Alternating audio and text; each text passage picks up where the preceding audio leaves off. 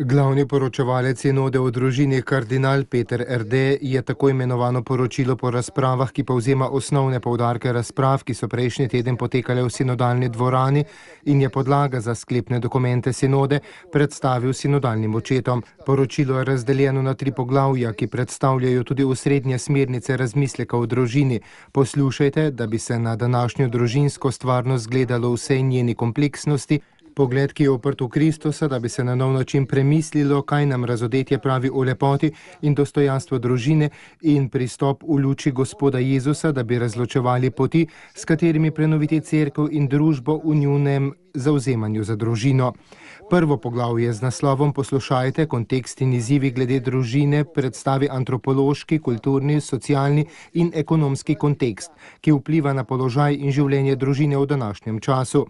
Navedeni so individualizem, osamitev družine, zaposlitvena negotovost, omenjene so tudi družbene in kulturne okoliščine afriških družb, kjer na primer prihaja do poligamije, ali dežel, kjer je katoliška vera manjšinska in je veliko število mešanih zakonov. V drugem poglavju je rečeno, da je treba ohraniti pogled uprt v Jezusa, da bi lahko preverili naš zemeljski korak glede sedanjih izzivov. V ospredje je postavljen zakon zastonjskosti, ki je lasten božanski pedagogiki in izpostavljene Jezusove besede o prvotnem božjem načrtu glede človeškega para, s čimer poudarja nerazvezljivost zveze med možem in ženo.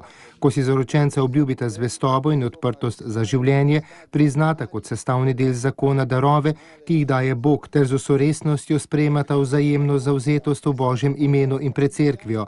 V nadaljevanju je poudarjeno razločevanje vrednot v ranjenih družinah in neurejenih razmerah, kot hermenevtični ključ pa je večkrat izpostavljen nauk drugega Vatikanskega koncila, ki trdi, da se tudi zunaj katoliške cerkve lahko najdejo elementi posvečenja in resnice.